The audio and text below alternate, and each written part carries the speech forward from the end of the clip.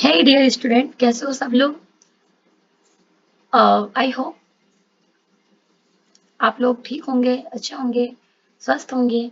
और आप लोग का 18 जुलाई को एग्ज़ाम है। 18 जुलाई को आपका एमपीएस 003 का एग्ज़ाम है। आपके 3 पेपर हो चुके हैं, ये आपका लास्ट पेपर है जिसका नेम है इंडिया डेमोक्रेसी एंड डेवलपमेंट। तो इसके अगर नोट्स चाहिए होंगे आपको कि जो मोस्ट इम्पोर्टेंट क्वेश्चन है कौन कौन से हैं, तो उसके लिए आप हमें व्हाट्सएप नंबर पे मैसेज कर सकते हैं। ठीक है। और इसमें वो क्वेश्चन है जो मोस्ट मोस्ट इम्पोर्टेंट है, जो हर साल रिपीट होते हैं। तो मैं आपके लिए वो मोस्ट इम्पोर्टेंट क्वेश्चंस की सीरीज लेकर आई हूँ। ठीक है, जो इस पीडीएफ में इंक्लूड है। और ये आपको दोनों ही लैंग्वेज में मिल जाएंगे, हिंदी एज वेल इंग्लिश। ठीक है। अगर आप चैनल पे न्यू हो तो चैनल को सब्सक्राइब कर देना और दोस्तों के साथ शेयर करना। और अगर आपके कोई डाउट है तो कमेंट में अपना डाउट जरूर लिखना। ठीक है। तो स्टार्ट करते हैं हम कि इसके जो मोस्ट इम्पोर्टेंट क्वेश्चन है। स्टूडेंट, मैंने आपके लिए एक सिर्फ इम्पोर्टेंट क्वेश्चन जो 30 क्वेश्चन है, ठीक है, 28 के करीब है। तो वो जो मोस्ट इम्पोर्टेंट लास्ट 5 ईयर में जो रिपीट हुए हैं ना, मैंने वो एक प्रॉपर पीडीएफ उसका बना के ग्रुप में अपलोड कर रखा है।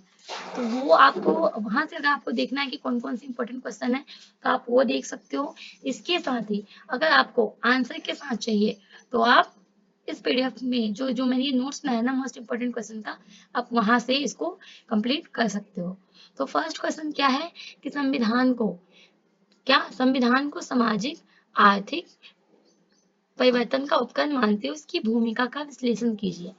यानी कि analyse of the constitution as an instrument of socio economic transformation. इसके अकॉर्डिंग हमें क्या बताना है कि जो कॉन्स्टिट्यूशन है ना, उसका जो स्ट्रक्चर है, ठीक है, और तो उसके अंदर जो प्रियम्बल्स है उसमें क्या क्या मोटो दिए गए हैं, ये सारी चीजें हम यहाँ पे आंसर में लिखने हैं। तो अगर हम अभी की बात करें कि मॉडर्न स्टेट की, तो केवल जो गवर्नमेंट की जो स्ट्रक्चर होते हैं, जो पावर होते हैं, तो कॉन्स्टिट्यूशन ना, जो हम संविधान है, संविधान केवल जो गवर्नमेंट के जो स्ट्रक्चर एंड पावर होते हैं उसको ही परिभाषित करने वाला नहीं। जो दस्तावेज है, जो एक डॉक्यूमेंट्स है, ठीक है, वो उसको डिफाइन करने वाला ही नहीं, बल्कि ये अक्सर सामाजिक आर्थिक परिवर्तन को प्रेरित करने वाला एक शक्तिशाली उपकरण भी होता है। इस तरीके से, ताकि क्या कि समाज में ना कोई भी तरीके का डिस्क्रिमिनेशन ना हो।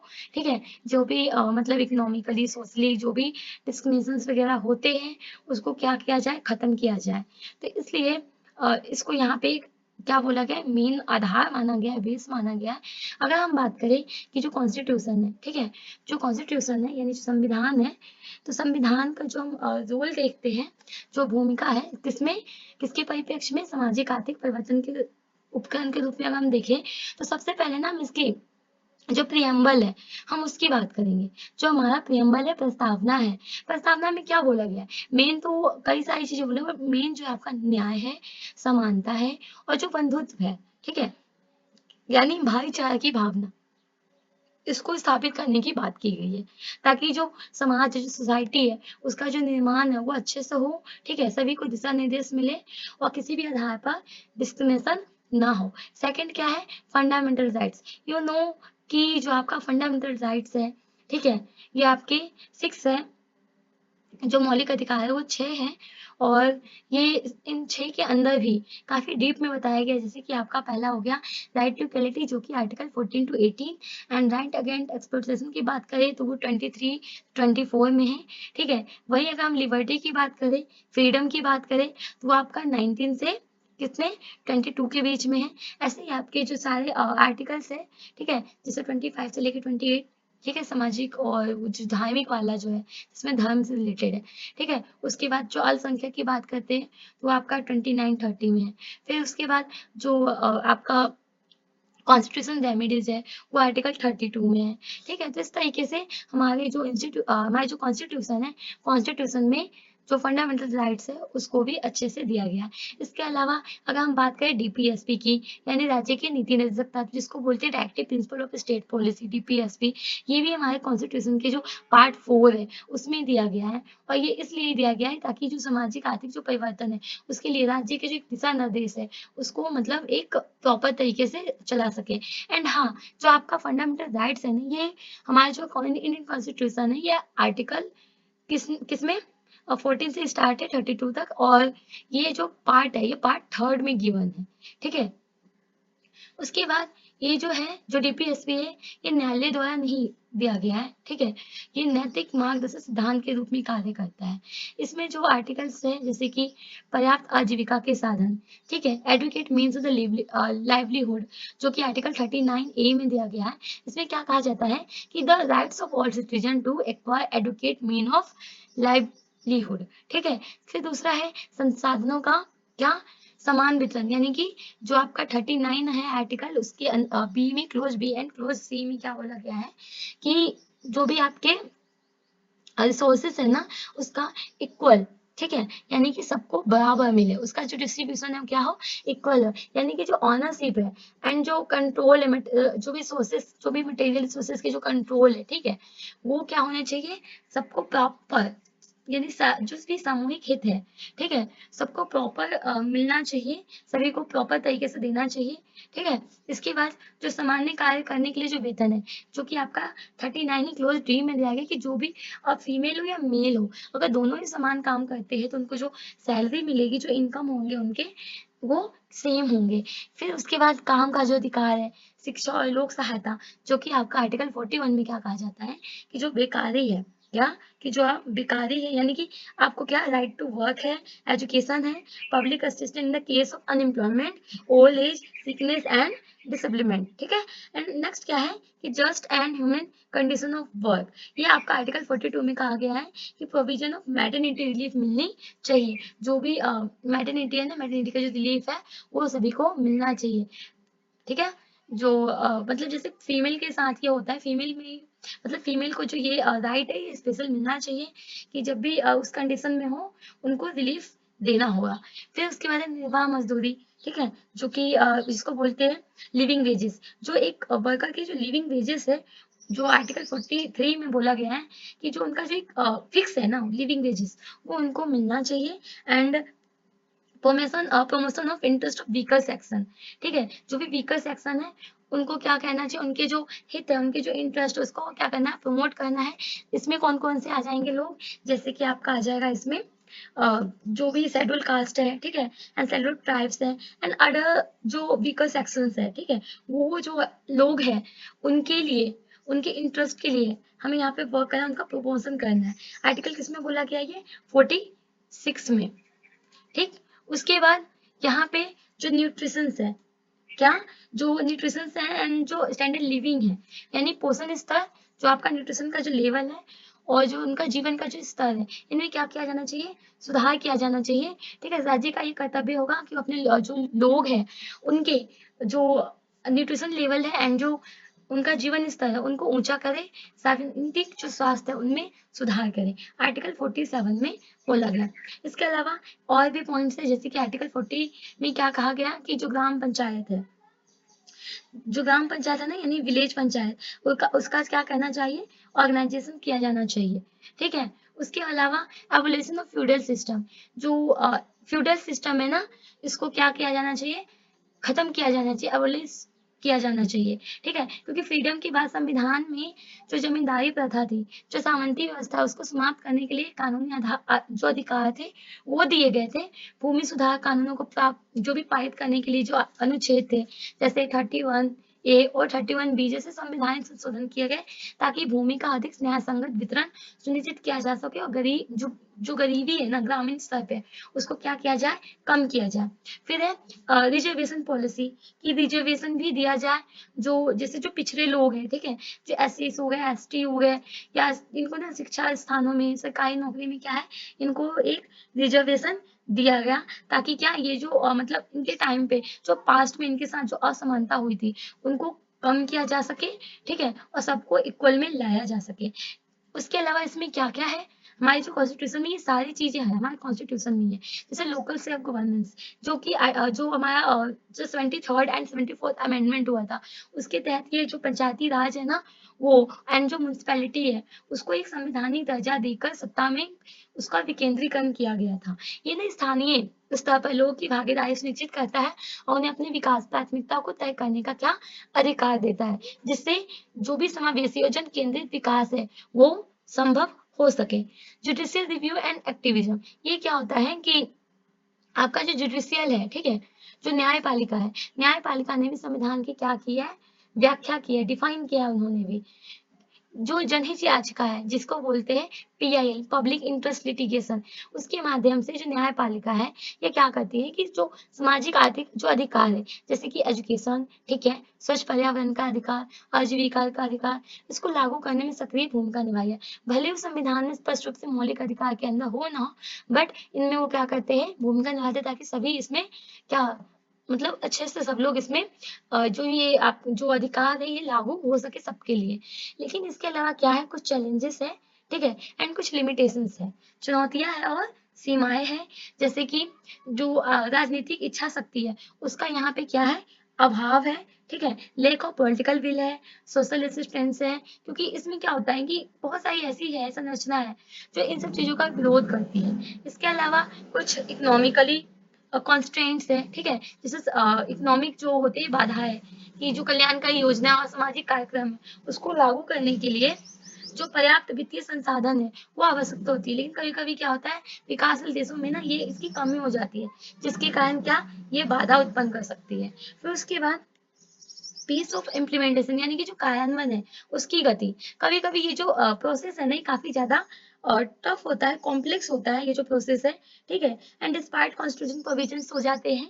इसके अलावा जो इसके रिजल्ट है इमिडिएटली नहीं आते, कि वाइडली विजुअल नहीं होता एंड इमिडिएटली भी नहीं मिलता। फिर उसके बाद है व्याख्यात्मक चुनौतियां। इसमें क्या होता है कि संवैधानिक प्रावधानों की जो व्याख्या है इस पे मतभेद और परिवर्तन की गति को ये क्या करते हैं, प्रभावित कर सकते हैं। तो इसके बाद इसका कंक्लूजन लिख दोगे और ये सारे हमारे कॉन्स्टिट्यूशन में गिवन है, ठीक है, और आपको जो भी समझ में आए एक कंक्लूजन लिखना, क्योंकि किसी भी क्वेश्चन का कंक्लूजन लिखना काफी ज्यादा इंपॉर्टेंट होता है। ओके, एंड नेक्स्ट क्वेश्चन आपका क्या है, सेकंड क्वेश्चन है भारतीय संसद की भूमिका का आलोचनात्मक मूल्यांकन कीजिए।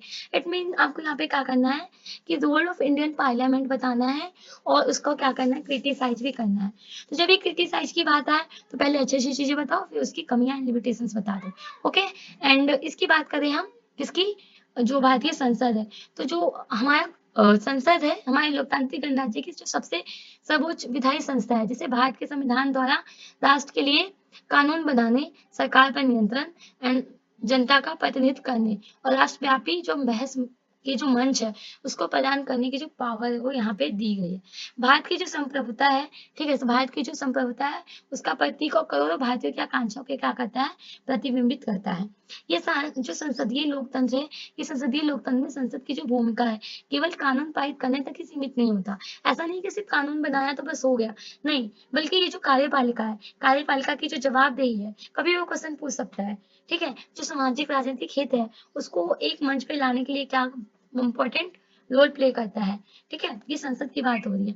संसद के अगर हम यहाँ पे आदर्श और कार्य देखें तो ये भारतीय संसद की भूमिका आदर्श और कार्य, भारतीय संसद को जो भारतीय लोकतंत्र के जो 3 मुख्य स्तंभ है उसमें से एक ना विधायिका के रूप में भी यहाँ पे इसको हम देखते हैं। जैसे पहला है विधायी कार्य, ये क्या काम करते हैं, जो भी संसद का जो प्राथमिक कार्य जो है वो क्या है, वो देश के लिए क्या करना है, कानून बनाना, मेकिंग लॉज, ठीक है, किसके लिए, फॉर कंट्रीज। इसका जो काम है, ठीक है, ये ना संघ सूची जो आपका कॉन्करेंट लिस्ट है एंड जो यूनियन लिस्ट है ना उस पे क्या करते हैं, उन पे ये कानून बनाते हैं। ये इनके विषय जो इनके विषय है ना 3 विषय होते हैं, राज्य सूची, संघ सूची और संबंधित सूची, ठीक है, state list and union list and concurrent list. तो कॉन्करेंट लिस्ट एंड जो ये आपका यूनियन है इस पे तो यही बनाते हैं, ठीक है, और जो स्टेट है उस पे स्टेट गवर्नमेंट बनाती है।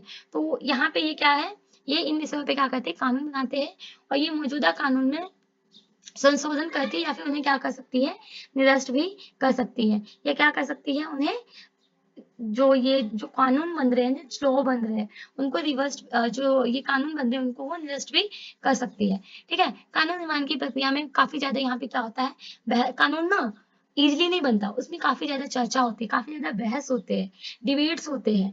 ठीक है, उसके बाद कानून बनते हैं, बहुत ज्यादा लॉन्ग प्रोसेस होता है। ठीक है, उसके बाद क्या होते हैं, कानून बनते हैं। फिर दूसरा, कंट्रोल ओवर एग्जीक्यूटिव। क्या काम होता है यहाँ पे कि जो एग्जीक्यूटिव है उस पर क्या करते हैं, कंट्रोल करते हैं। जो संसद है, जो कार्यपालिका है, ठीक है, वो ना जनता के प्रति जवाबदेह बनाती है। और ये विभिन्न संसदीय उपकरण जैसे कि प्रश्नकाल हो गया, ठीक है, जैसे क्वेश्चन आर हो गए, जीरो आर हो गए, कॉलिंग इंटेंशन मोशन हो गए, ठीक है, इन सब में क्या है, ये सारे जैसे कि निंदा प्रस्ताव, स्थगन प्रस्ताव, इनके माध्यम से सरकार की नीतियों पे ये उनके नीति, उनके कार्यों पे ये निगरानी रखती है। उसके बाद क्या है, इसका जो इलेक्टोरल फंक्शन है इसमें क्या है कि participate in the election of the president and president. जो राष्ट्रपति है और उपराष्ट्रपति के चुनाव है उसमें ये क्या करती है, भाग लेती है। ठीक है, इलेक्टोरल फंक्शन में। एंड अगर हम इसकी क्रिटिसिज्म की बात करें, ठीक है, कि इसको जो मतलब आलोचना किया गया उसमें क्या है, तो देखो अपनी बहुत सारी इसकी भूमिका है, ठीक है, आदर्श है, लेकिन उसके बाद भी इसके सामने क्या है, कुछ चैलेंजेस हमें देखने को मिलते हैं। जैसे मंत्री सामूहिक रूप से लोकसभा के प्रति उत्तरदायी होती है, जो संसदीय नियंत्रण का आधार है।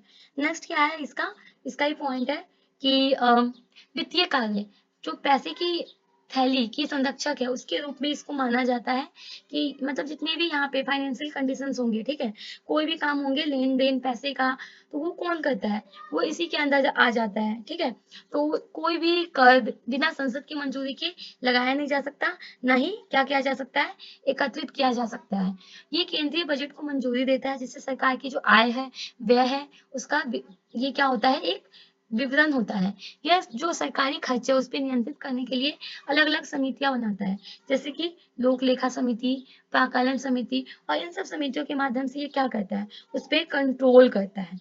ठीक है, फिर नेक्स्ट क्या है, रिप्रेजेंटेटिव फंक्शंस। रिप्रेजेंटेटिव फंक्शंस में क्या है कि जो भी संसद है, संसद के जो विभिन्न क्षेत्र है, ठीक है, जितने भी क्षेत्र है जैसे जातीय, धर्म और सामाजिक समूह का ये क्या करती है, प्रतिनिधित्व करती है। संसद अपने निर्वाचन क्षेत्र और उन वर्गों की आवाज उठाते हैं जिनका वो प्रतिनिधित्व करते हैं, जिससे विविधता और समावेश सुनिश्चित करता है। ये विभिन्न मुद्दों पर जनता की राय को भी व्यक्त करने का एक महत्वपूर्ण मंच प्रदान करती है। ठीक है, ये विभिन्न जो मुद्दे होते हैं, जनता की जो राय है उनको लेते हैं, ठीक है, और उनकी बातों को भी सुनते हैं, फिर गवर्नमेंट तक पहुंचाते हैं। फिर है नेक्स्ट, बहस और विमर्श का मंच, जो डिबेट है, ठीक है, डेलीब्रेशन है, उसके बारे में अगर हम देखें तो जो संसद है, संसद राष्ट्रीय जो अंतर्राष्ट्रीय यानी नेशनल एंड इंटरनेशनल जो महत्व है उसके मुद्दों पर चर्चा एंड बहस के लिए एक केंद्रीय मंच होता है।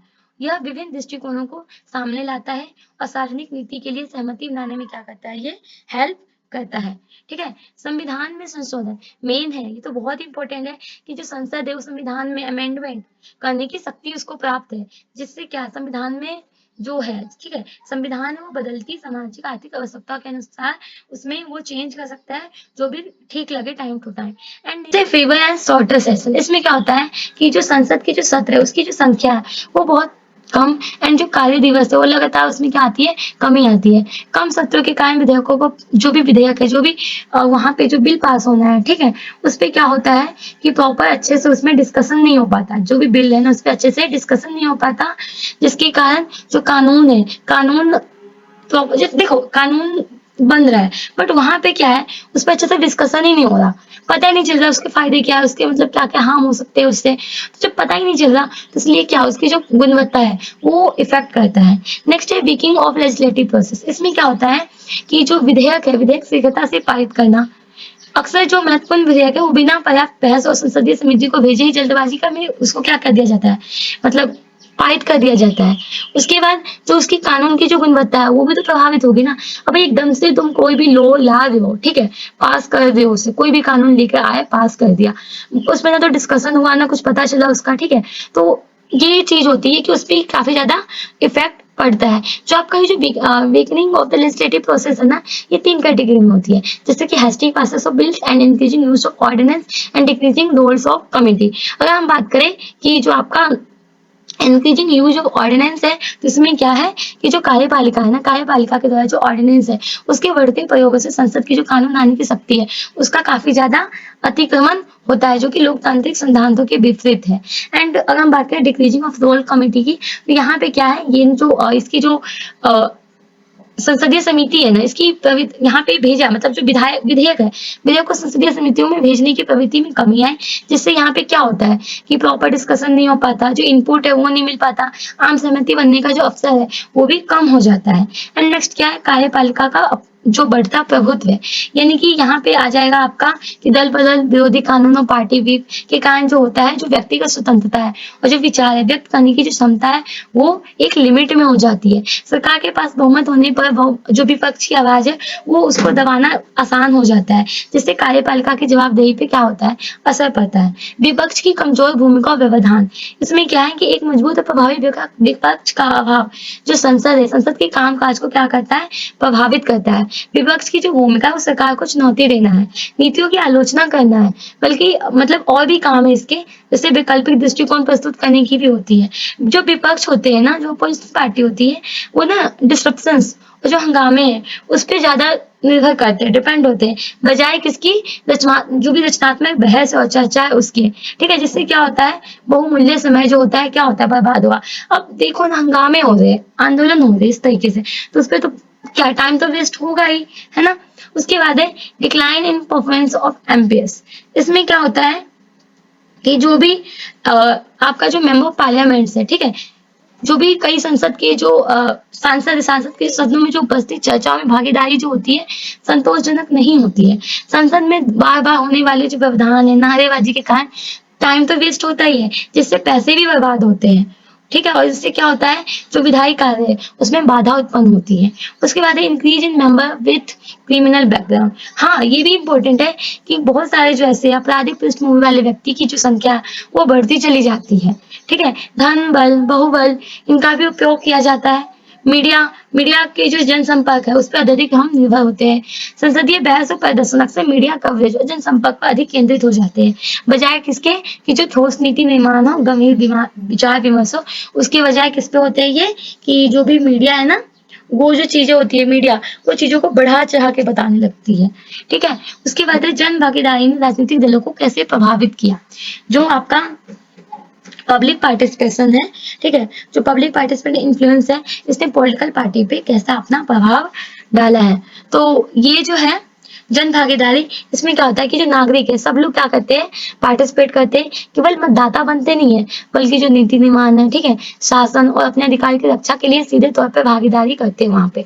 और इंडिया की बात करें तो इंडिया के कॉन्टेक्स्ट में जो फ्रीडम मिला था हमें, ठीक है, आफ्टर इंडिपेंडेंट, नागरिक समाज और जन भागीदारी के जो अलग अलग रूप है वो भी हमें देखने को मिले हैं। ठीक है, तो जन भागीदारी द्वारा जो राजनीतिक दल है उस पे पड़ने वाले जो प्रभाव है वो कौन कौन से।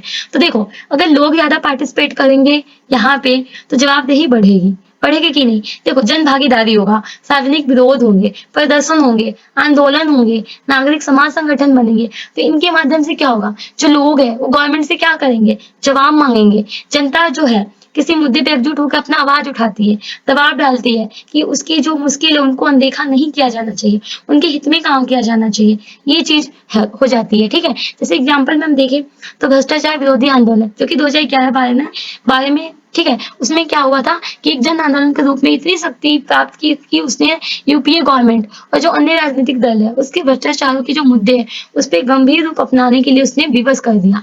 जो लोकपाल और लोकायुक्त अधिनियम है 2013 की पारित होने की प्रक्रिया में तेजी लाई और ये दिखाता है कि जो जन भागीदारी है वो दल को विशिष्ट मुद्दे पर उत्तरदायी बनाया है। नीतिगत एजेंडों में बदलाव, इसमें क्या होता है कि जो आपका नीतिगत है यानी कि जो पॉलिसी एजेंडा है ना, इसमें जो नागरिक आंदोलन है जो सक्रियता अक्सर नए अनदेखी मुद्दों को सार्वजनिक विमर्श के केंद्र में लाते हैं। मतलब जो मुद्दे छुप गए हैं, जो अनदेखा किया जा रहा है, उसको क्या उठाया जाता है, उन मुद्दों को उठाया जाता है, उस पर विचार विमर्श किया जाता है। ठीक है, चाहे जैसे उन मुद्दों को मतलब उस मुद्दे में कोई भी चीज हमारे भले वो उनके लिए प्राथमिकता रहे ना रहे, बट उन चीजों को वो उन मुद्दों को ऊपर उठाया जाता है। एग्जाम्पल बात करें तो राइट टू क्या इंफॉर्मेशन, सूचना का अधिकार। तो इसने ये जो आंदोलन है, इस आंदोलन ने भारतीय राजनीतिक दल पर व्यापक अपना दबाव बनाया, जिसके परिणाम स्वरूप 2005 है ना। आर्टिकल 2005 अधिनियम पारित हुआ और ये अधिनियम शासन में इतना मतलब ट्रांसपेरेंसी लेकर आया, जवाब लेकर आया कि ये बहुत ही ज्यादा एक इम्पोर्टेंट बन गया आपके टाइम में। जैसे एक और पर्यावरण आंदोलन, ठीक है, जो कि आपका पर्यावरण से रिलेटेड, जैसे कि चिपको आंदोलन हुआ था जिसमें पेड़ से चिपक गए थे लोग, याद होगा। नर्मदा बचाओ आंदोलन, है ना। प्रदूषण विरोधी जो अभियान है, ठीक है। इसके अलावा जो पर्यावरण संरक्षण, जलवायु परिवर्तन, ये सारे मुद्दे क्या है, ये सारे टिकाऊ विकास के मुद्दे हैं जो कि टाइम टाइम पर इसके कुछ घोषणा पत्र जो है वो किए जाते हैं, ठीक है, घोषणा की जाती है और टाइम टू टाइम इस मुद्दे को उठाया जाता है। आंतरिक लोकतांत्रिकरण पर दबाव, इसमें क्या होता है कि जो जन भागीदारी यानी कि लोगों का जो पार्टिसिपेशन है वो राजनीतिक दलों के भीतर आंतरिक लोकतंत्र और पारदर्शिता की मांग को भी बढ़ावा देता है। नागरिक उम्मीदवार के चयन, पार्टी के निर्णय लेने की प्रक्रिया और पार्टी के नेतृत्व की पारदर्शिता पर सवाल उठाते हैं, जिससे दल पर अपना आंतरिक रचनाओं का अधिक लोकतांत्रिक समावेशी और जवाबदेही बनने का दबाव बढ़ाता है। एग्जाम्पल हम देखिए, आप यानी आम आदमी पार्टी, जब इसका उदय हुआ तो ये जन आंदोलन से हुआ था, ठीक है। उसने शुरुआत में पार्टी के भीतर अधिक पारदर्शी और लोकतांत्रिक प्रक्रियाओं का वादा किया, लेकिन सभी दलों ने इसे पूरी तरह अपनाया नहीं। इसने नए दलों पर भी अपना आंतरिक कामकाज और सुधार कार्यकर्ताओं को अधिक भागीदारी देने का दबाव डाला।